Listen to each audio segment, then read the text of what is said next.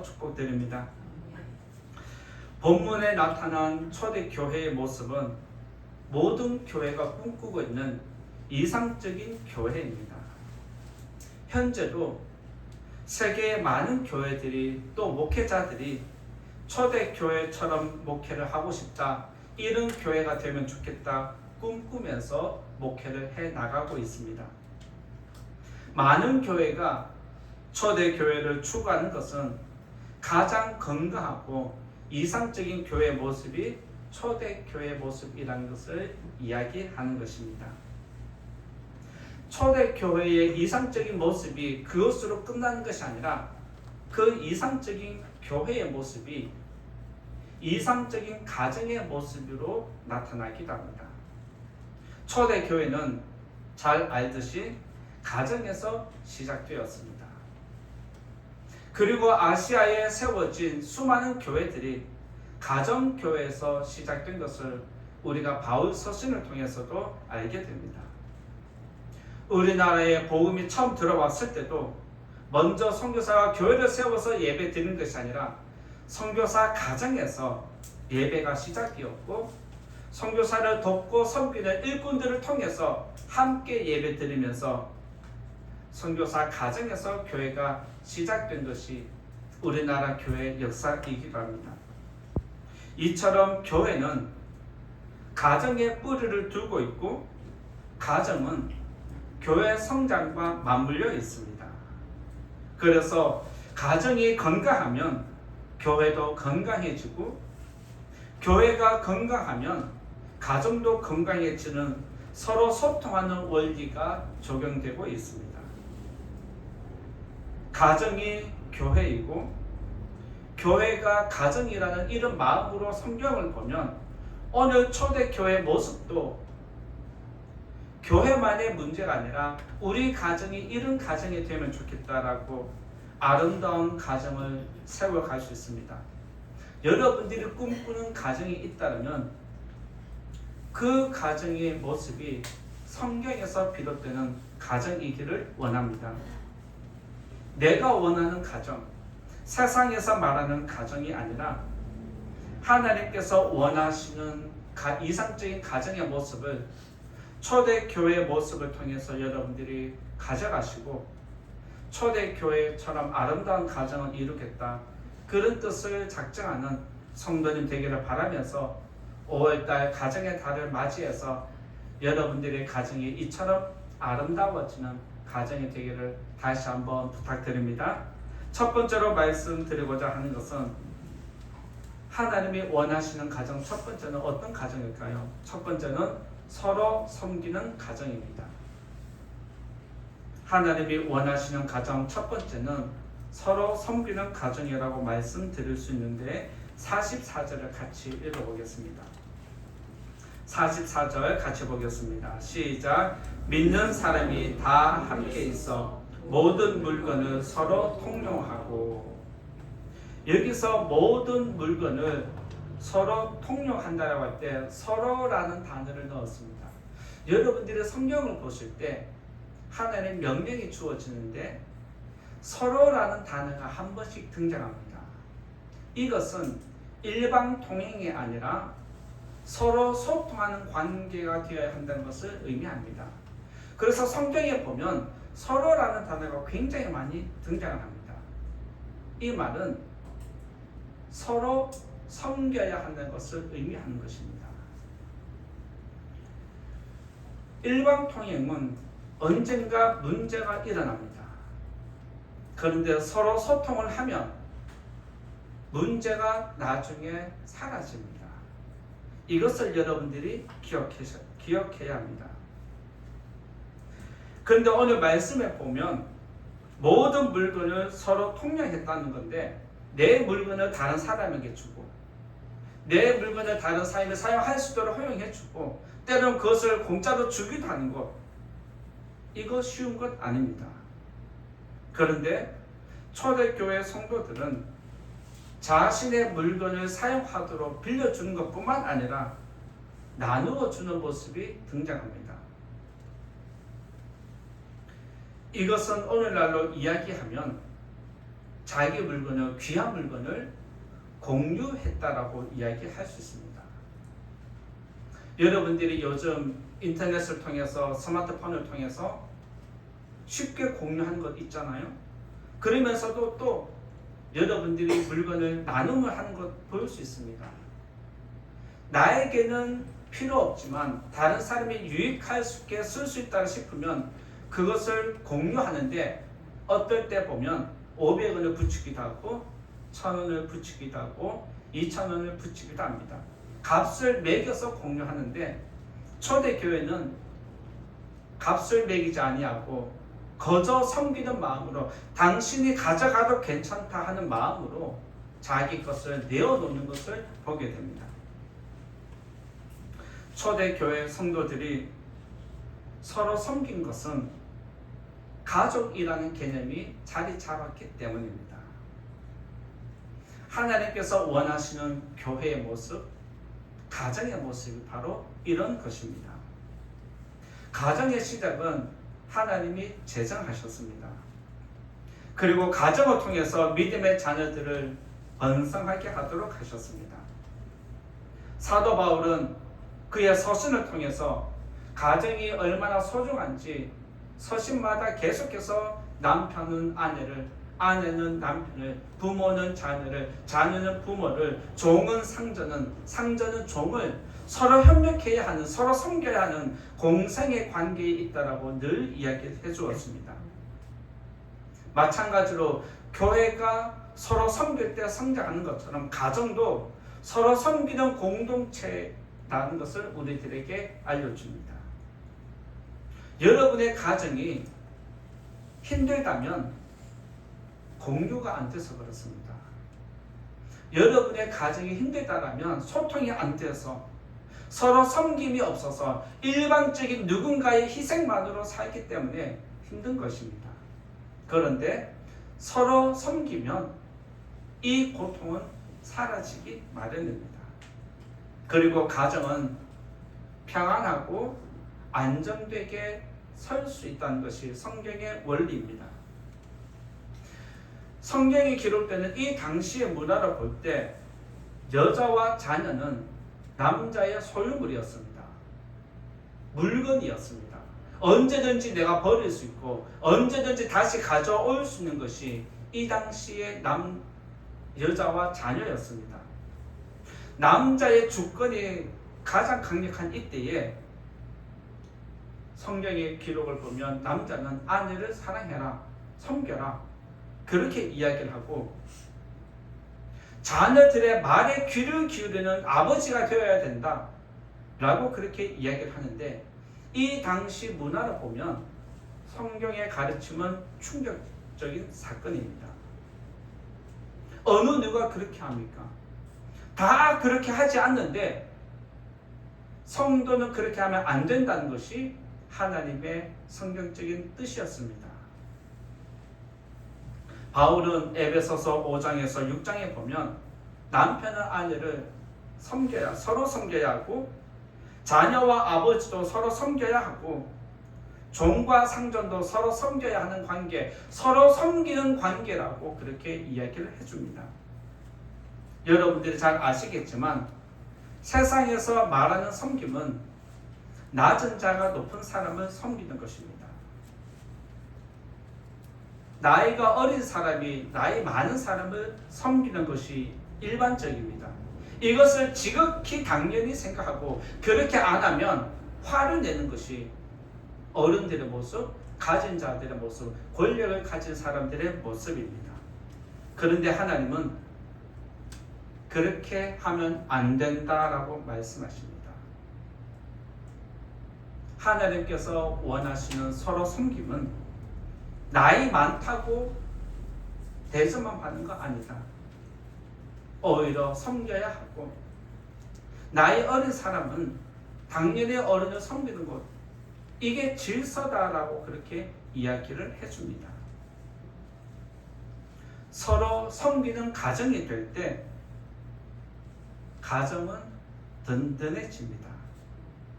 하나님께서 요구하시는 것도 이것입니다. 초대교회도 서로 섬길 때 아름다운 교회를 이룬 것처럼 여러분의 가정도 서로 섬길 때 가정이 안정될 수 있다는 거 꼭 기억하셔서 교회가 안정되게 성장하는 것처럼 여러분들의 서로 섬김으로 가정도 안정되게 성장하는 그런 이 한 해가 되기를 예수님 이름으로 축복합니다. 두 번째로 말씀드리고자 하는 것은 하나님이 원하시는 두 번째 가정의 모습은 헌신하는 가정입니다. 두 번째는 헌신하는 가정에 대해서 말씀드리고자 하는데 45절을 보겠습니다. 45절 같이 읽어보겠습니다. 시작. 또 재산과 소유를 팔아 각 사람의 필요를 따라 나눠주며.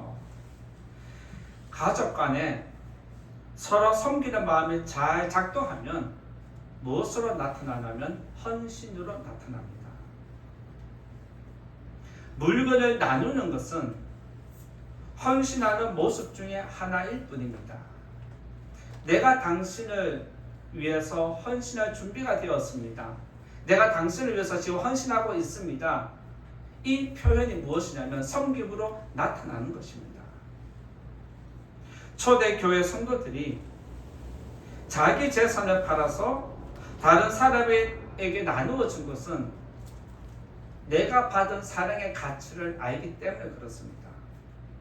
만약 여러분들이 하나님께 받은 사랑, 지금까지 내가 살아오면서 하나님께 받은 사랑이 많다고 느끼면 여러분들은 누군가에게 그 사랑을 흘려보내게 되어 있습니다.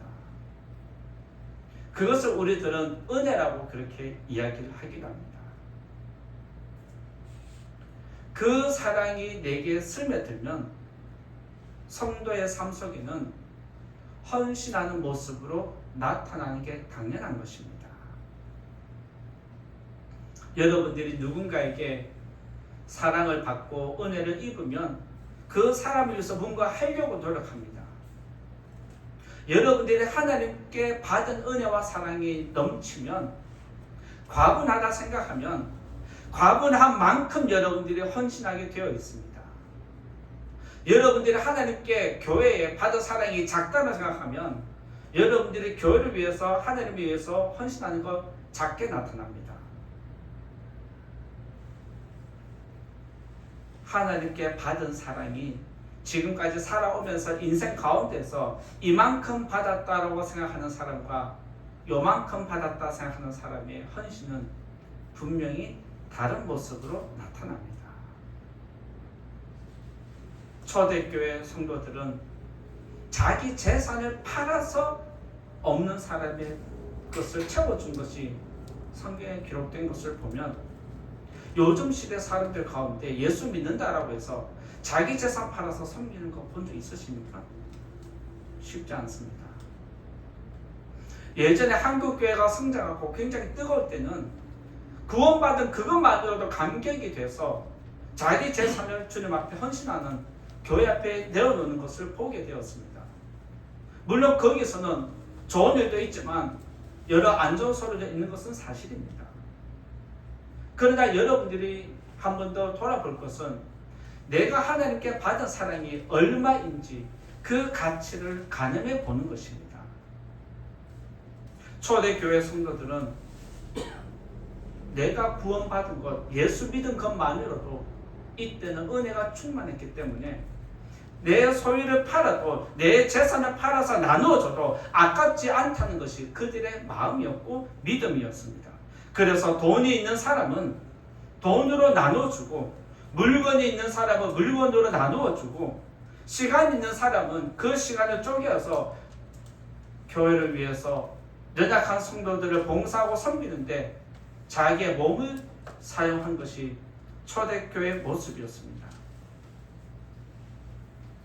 그때 교회는 성장했다는 것이 교회 성장의 원리입니다. 서로 섬길 때 교회가 성장하고 안정된 것처럼 여러분의 가정도 내가 가족 누군가를 위해서 죽을 때 가정이 안정되고 여러분의 헌신을 통해서 가정이 세워집니다. 여러분들이 가정에서 하는 모습 한번 잘 살펴보십시오. 아버지는 아버지의 자리가 있고 어머니는 어머니의 자리가 있고 자녀는 자녀의 자리가 있습니다. 각자의 자리를 지키고 그 자리에서 자기를 헌신할 때 그 가정이 흔들리지 않고 든든히 세워지는 것을 보게 됩니다. 아버지가 아버지 노릇 못하고 어머니가 어머니 노릇 못하고 자녀가 자녀의 노릇 못하고 부모가 부모의 노릇 못하면 그 가정은 흔들리고 무너집니다. 마찬가지로 교회도 똑같은 원리를 갖고 있습니다. 초대교회 성도들이 자기 재산을 팔아서 교회에다가 내어놓고 그것으로 없는 사람 채워달라고 이야기할 수 있었던 것은 예수 믿는 모든 사람들이 믿음 안에 교회 들어온 사람이 가족이라는 이 개념을 가졌기 때문에 가능한 것입니다. 내 가족이 아니면 내 재산 팔아서 왜 나눠줍니까? 믿음 안에서 우리는 한 가족이라는 이 개념이 있을 때에 우리들은 내 재산을 나누어줘도 아깝지 않고 내 것을 나누어줘도 기쁘게 나눌 수 있는 것이 바로 가족이라는 개념이 자리 잡기 때문에 그렇습니다. 여러분들이 저와 함께 교회를 세워갈 때 목회자를 남이라 생각하면 섬기는 마음이 일어나겠습니까? 목회자가 여러분들을 섬길 때에 남이다라고 생각하면 헌신이 되겠습니까? 서로 가족이라는 의식 속에서 서로 섬길 때 교회가 세워지는 것처럼 여러분의 가정도 여러분이 가정을 지키기 위해서 헌신할 때 가정이 든든히 세워지는 것입니다. 예수님은 이 땅에 오셔서 가정이라는 제도를 재정립해 주셨습니다. 내가 보는 가정은 뭐냐? 하나님의 뜻대로 행하는 사람이 내 형제요, 자매요, 어머니다라고 예수님이 가정에 대해서 재정립해 주셨습니다. 이전의 가정은 그건 뭐냐? 남자에게 모든 권력이 힘과 능력이 주어져서 남자에 의해서 가정이 움직여지는 그런 것이었습니다. 그런데 예수님께서 원하시는 가정의 모습은 하나님의 뜻대로 행하는 사람이 내 가족이라고 했는데 믿음 안에 함께 동참한 모든 성도들이 한 가족임을 예수님이 인정하고 있습니다. 그래서 저와 여러분들이 서로 헌신하고 내 것을 나누어 줘도 기분 좋고 행복하고 내가 나눈 것을 다른 사람이 기쁘게 받아갈 때 그것을 기쁘게 먹을 때에 우리가 함께 그 기쁨을 공유하는 것입니다. 주님께서 원하시는 가족은 바로 이것입니다. 우리는 지금까지 살아온 환경이 다르지만 교회 안에 들어오는 순간 하나님을 아버지라 부르는 순간 이 교회 등록하는 순간 우리는 모두 한 가족이었다는 사실을 꼭 기억하셔서 교회를 위해서 여러분의 가정을 위해서 여러분이 먼저 헌신할 때 교회와 가정이 든든히 세워지는 것 믿으시기 바랍니다. 아멘. 이 시대는 물질 만능 시대라고 그렇게 말을 하기도 합니다. 무슨 말일까요? 돈이면 모든 것이 가능한 세상이라고 말하는 것입니다. 세상을 지배하고 있는 것은 사람입니다. 그런데 사람을 지배하고 움직이는 것은 돈이 하고 있습니다. 돈 때문에 지금 전쟁이 일어났고 돈 때문에 지금 서로 물고 뜯고 있고 돈 때문에 사람들이 죄를 짓고 악을 행하면서도 돈이면 다 된다라고 그렇게 생각하고 죄를 짓습니다. 돈이 최고인 시대에 내 것을 나누어 주는 것 쉽지 않습니다. 그런데 초대교회 성도들은 말씀에 보면 재산을 팔아서 나누어 주었다라고 그렇게 기록을 해놓았습니다. 넉넉해서 있는 것 나눠준 거 아닙니다. 자기 재산을 팔아서까지 나누어 주었다라고 성경이 기록해 놓았습니다. 이것이 우리의 삶 속에 나타날 때 하나님은 큰 영광을 받으십니다. 지금 오랜 전쟁으로 물가가 올랐고 일거리가 줄어들면서 사람들이 하나같이 하는 말이 먹고 살기 힘들다. IMF 때보다 더 힘들다. 이구동성으로 말을 하고 있습니다. 모든 사람들이 힘들어하고 모든 가정이 힘들어하는 이때에 내만 살겠다고 나만 살겠다라고 움켜쥐면 여러분 가정이 죽습니다. 여러분의 공동체가 병들어갑니다. 여러분의 가정을 지키려면 여러분이 죽어야 합니다. 다른 사람이 죽기를 기다릴 것이 아니라 내가 죽으면 그 여파가 옆에 사람에게, 옆 사람에게 계속해서 퍼져나가는 것이 성경의 원리입니다. 헌신하는 성도가 있을 때 교회가 세워지는 거 잘 아시죠? 마찬가지로 헌신하는 가족이 있을 때 가정이 세워집니다. 따라서 서로 헌신하는 가정이 되셔서 여러분의 가정을 다시 지켜가는, 다시 든든히 세우는 성도님 가정이 되기를 예수님 이름으로 축원드립니다. 세 번째로 말씀드리고자 하는 것은 하나님이 원하시는 가정, 세 번째는 함께하는 가정이라고 말씀드릴 수 있습니다. 세 번째는 46절에 함께하는 가정인데 46절 같이 또 읽어보겠습니다. 46절 시작. 날마다 마음을 같이하여 성전에 모이기를 힘쓰고 집에서 떡을 떼며 기쁨과 순전한 마음으로 음식을 먹고. 초대교회의 특징은 날마다 모여서 성도들이 교제를 나누었다라는 것이 또한 특징입니다. 당시에 예수님을 믿는 사람들, 교회를 찾아오는 사람들의 구성을 보면 신분이 낮은 사람들이었습니다. 그리고 노예들이 많았습니다.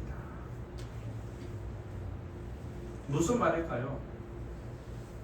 이 당시에 예수님을 믿고 교회로 찾아 들어온 사람들은 하루 벌어서 하루 먹고 사는 일당으로 살아가는 사람들이 대부분이었습니다. 그런데 말씀을 보면 날마다 모여서 음식을 먹으면서 교제했다라고 하는데, 그러면 이 사람들은 어떻게 먹고 살았습니까?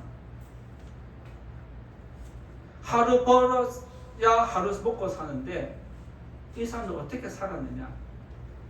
앞에서 말씀드린 대로 이 사람들이 교회에 나올 수 있도록 자기 재산을 팔아서 일용할 양식을 계속 공급해 주었기 때문에 이들이 모일 수 있었고, 모여서 무엇을 하겠습니까? 말씀을 듣고 기도를 하면서 예수가 누구인지 알아가는 것입니다. 이때에 비로소 복음이 시작된 것을 보게 됩니다. 그럼에도 그들은 밖에 일하러 나가지 않고 먹고 사는데 집중하지 않고 교회에서 다 제공해 주니까 그것으로 위안을 삼는 것이 이 당시의 모습이었습니다. 그리고 성도들은 자기 집을 오픈하고 자기 집으로 연약한 자들 초대하면서 함께 음식을 나누면서 교제한 것이 초대교회의 모습이었다. 서로 섬기는 모습이 여기서 나타나고 있습니다. 교회가 처음 세상에 뿌리를 내릴 때는 숫자가 많지 않았다는 거 잘 아시잖아요. 예수님으로 시작해서 12명으로 시작해서 500여 형제가 시작해서 계속해서 조금씩 늘어나는 것이 초대교회의 모습이었습니다. 그런데 이것만 힘든 게 아니라 유대인들의 핍박도 있었던 것이 그 당시 교회의 모습입니다. 내적으로 외적으로 믿음 생활하는 게 쉽지 않았습니다. 먹고 살기도 바빴고 유대인들의 핍박이 있었고 연약한 자들이 모여서 예배 드릴 때 가진 자들을 볼 때 얼마나 우스운 모습이겠습니까? 그런데 이런 어려움과 아픔이 나의 아픔이 상대방의 아픔인 것 너무나 잘 알기 때문에 서로 모여서 자기 아픔을 이야기하면서 위로하고 격려하고 서로 세워가는 것이 이 당시 모습이었습니다. 과부의 마음 누가 잘 압니까? 과부가 아는 것입니다. 하루 벌어 먹고 사는 사람들의 입장을 누가 잘 알아줍니까? 초대교회 구성원들이 하루 벌어 하루 먹고 사는 사람들인데 이들의 마음을 누가 잘 알아줍니까? 똑같은 입장의 사람들이 알아주는 겁니다. 노예의 마음을 누가 알아줍니까? 노예들이 알아주는 겁니다. 이 사람들이 교회로 모이니까 나의 마음을 누가 알아줍니까? 옆 사람이 알아주는 거예요. 가진 자들은 연약한 자들의 마음을 절대 못 알아줍니다. 그래서 성도들이 교회 오니까 내 마음을 알아주고 나를 응원해주고 나의 눈물을 닦아주고 함께 격려하면서 음식을 먹고 모이기에 힘쓰는 것이 초대교회 모습이었습니다.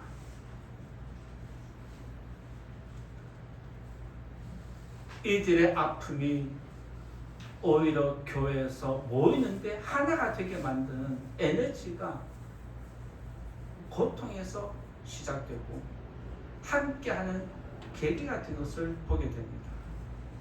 여러분들이 세상 살면서 힘들면 교회 나와서 기도하십니까? 아니면 세상에서 해결하려고 세상으로 더 깊이 가십니까?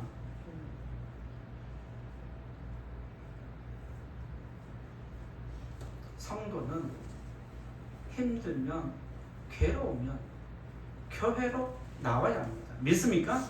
네.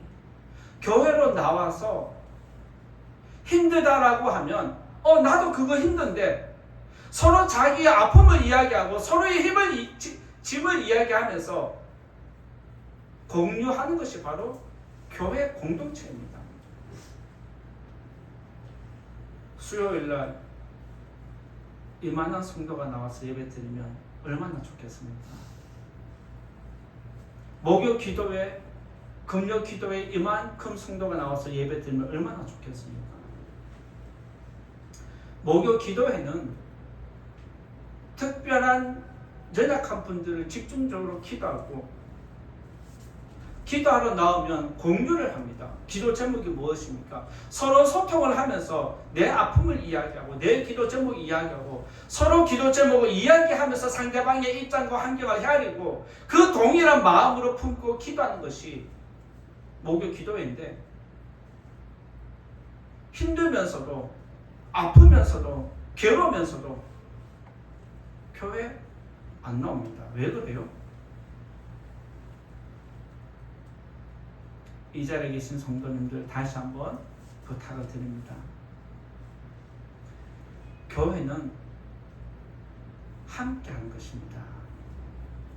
여러분의 짐을 덜어주는 것이 함께 짊어지는 사람이 있는 곳이 교회입니다. 교회 나오는 것을 주저하지 마시고 내가 안 나가면 안 되지 이런 마음으로 내가 나가서 기도해야지. 그래야 다른 사람이 나왔을 때 나와 함께 공유를 하면서 함께 응원하지. 이런 마음으로 교회 나오시면 하나님께서 여러분을 통해서 교회를 든든히 세워가십니다. 더불어서 마찬가지로 가정도 똑같습니다. 가정에서 우리 영혼이 위로받지 못하면 어디서 위로를 받습니까? 여러분의 힘든 것을 부모가 받아주지 않으면 어디서 받아줍니까? 가정에서 여러분이 아픔을 이야기할 때 그것을 받아주고 이해해주고 격려해주는 가정이 될 때 여러분의 가정은 또 든든히 세워집니다. 하나님이 원하시는 교회와 가정의 모습은 함께하면서 나누는 것, 이것을 꼭 기억하시기 바랍니다. 사람들이 하는 말 중에 되는 집은 무엇을 해도 된다는 말이 있습니다. 이 말을 반대로 이야기하면 안 되는 집은 무엇을 해도 안 된다는 뜻입니다. 되는 집은 무엇을 해도 되고 안 되는 집은 뭘 해도 안 된다. 이 말의 의미가 무엇입니까? 어떤 집은 단합이 잘 되는데 어떤 집은 단합이 안 된다고 이야기를 하는 것입니다.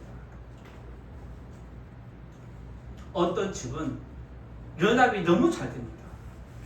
무엇을 하자고 하면 동일한 마음으로 빨리빨리 움직여서 굉장히 아름답게 남들이 봤을 때 저 가정은 진짜 아름답다, 행복해 보인다 느낄 수 있을 정도인데 어떤 가정은 단합이 너무 안 됩니다. 하자고 해놓고도 단합이 안 돼요.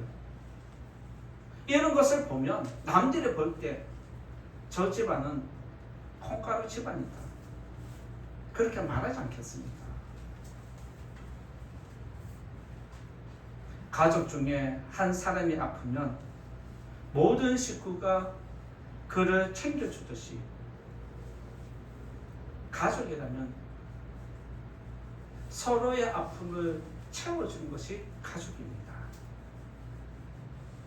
가족이기 때문에 사랑하고 섬기는 아닙니까? 가족이기 때문에 아픈 것입니다. 가족이기 때문에 다시 보고 싶은 게 가족입니다. 때로는 힘들게 하지만 그 가족 때문에 살아갈 수 있는 힘이 되고 버팀목이 되는 게 가족이기 때문에 견디게 하는 것입니다. 그래서 가족은 모일 때 서로 의지가 되고 존재하는 것만으로도 힘이 되고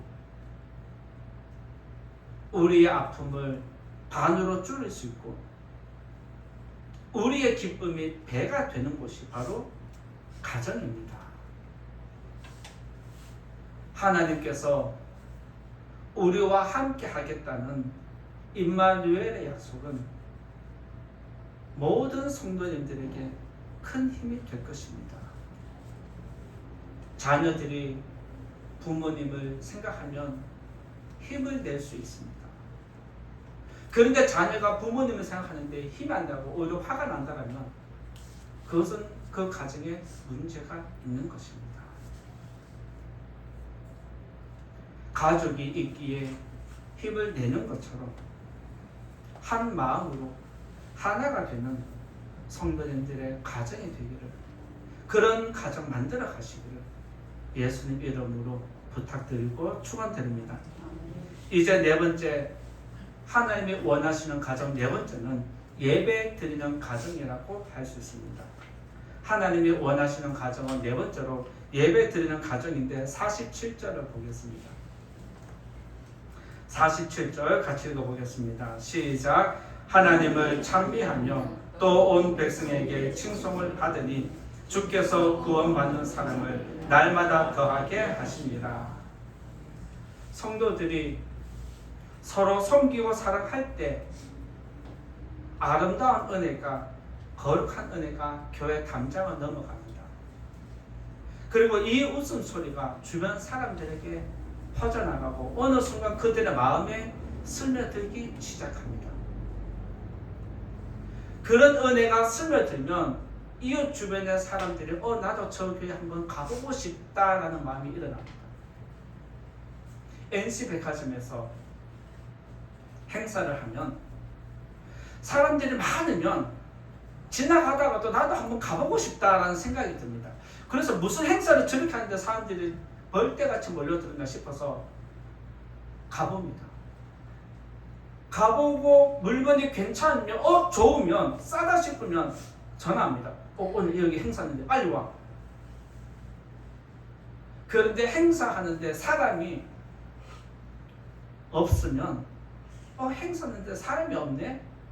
가보고 싶다가도 뭐 특별한 물건이 없는가 보다 하면서 그냥 지나가 버립니다. 여러분들이 삶 속에서 느끼는 것 이거 아닙니까?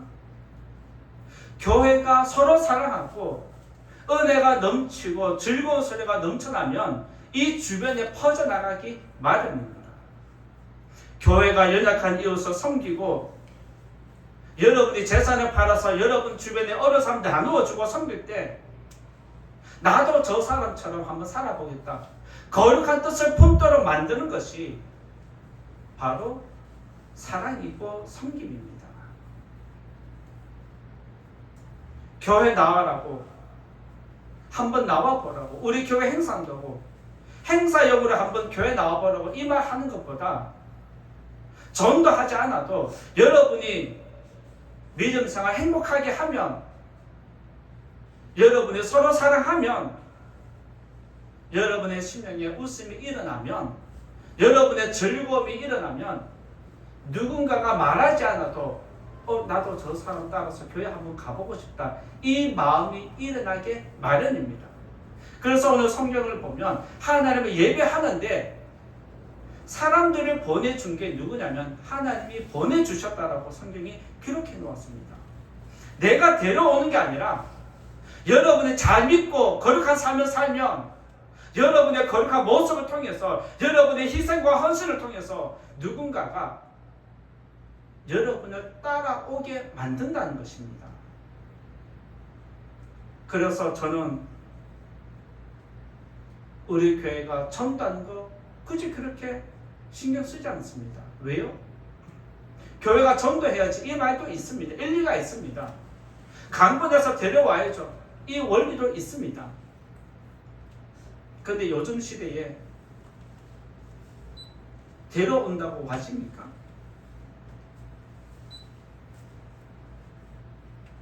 여러분이 예수는 잘 믿고 말씀대로 살면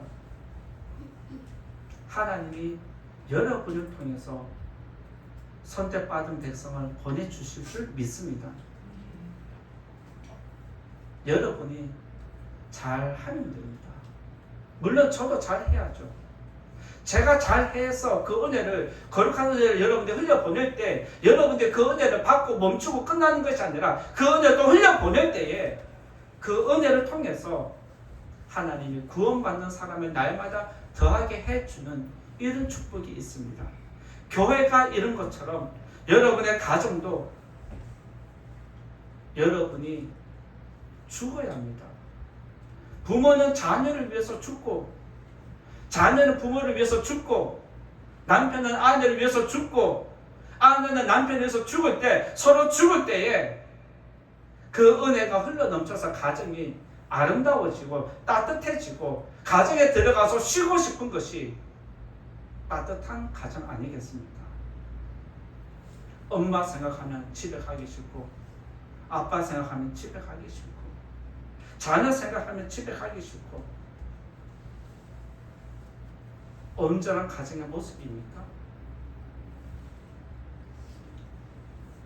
여러분의 가정이 따뜻한 가정이 되고 안정된 가정이기를 원하고 내가 집만 생각하면 빨리 집에 가서 쉬고 싶다 이런 마음이 일어나게 하려면 여러분이 각자의 자리에서 죽어야 합니다. 자기는 죽지 않으면서 남 보고 다른 사람 보고 죽으라고 이야기하면 죽겠냐는 거예요. 성경적인 원리는 하나님이 우리에게 원하시는 것은 하나님을 올바로 섬기는 것입니다. 여러분이 하나님의 말씀 잘 듣고 그대로 살면 여러분의 모습을 통해서 옆 사람이 예수를 믿게 되어 있습니다. 이 자리에 계신 성도님들 가운데 아직 믿음의 가정을 이루지 못한 성도님들이 있는데 늘 평생 마음의 짐이 이것 아니겠습니까? 우리 가정이 온전하게 믿음 가정 되면 좋겠다. 모든 성도들이 가지는 마음입니다.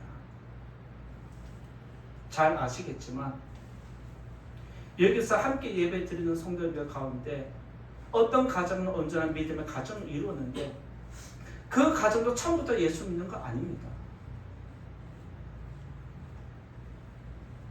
처음부터 예수 믿는 것은 아니지만 내가 예수 믿는 사람으로서 모범이 되어야죠. 죽고 또 죽고 내가 죽으니까 옆 사람이